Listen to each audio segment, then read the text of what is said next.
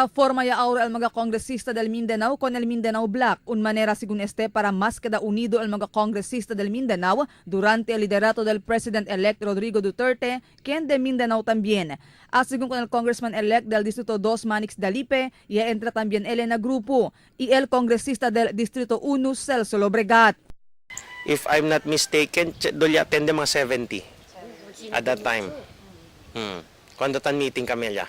So far as mga congressman de Zamboanga del Norte, Zamboanga del Sur, Zamboanga Sibugay, Zamboanga City, todo man present sa Zamboanga City, si Congressman Celso Lobregat and yours truly, Yamira Tamenyola del mga otro probinsya, Basilan, Sulu-Tawi-Tawi, talya.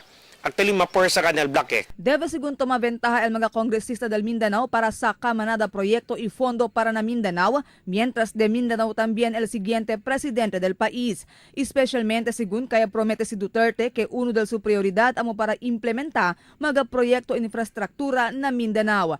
Según Kundalipe, si tiene el oportunidad, el procura saca el soporte del gobierno nacional para crear nuevo aeropuerto aquí na ciudad.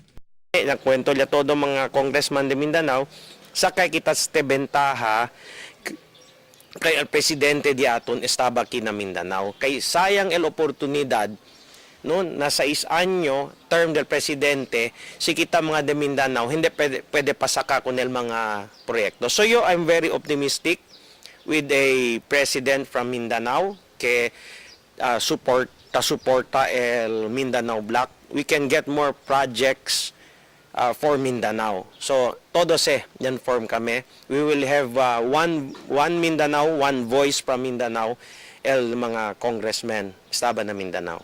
Mientras tanto, firma también según sila mga kongresista del Mindanao un pledge of support para con el mga programa del incoming presidente Duterte. Ella firma kami we are supporting the administration of President Rodrigo Duterte, todo mga congressman de Mindanao, and we will also support el incoming House Speaker, si Congressman Pantaleon Alvarez, Pantaleon Bebot Alvarez, de Davao del Norte ese congressman,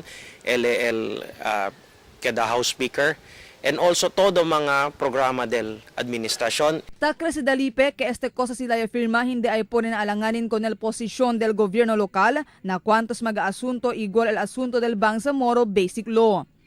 Marifita Mayo, Dateline Zamboanga.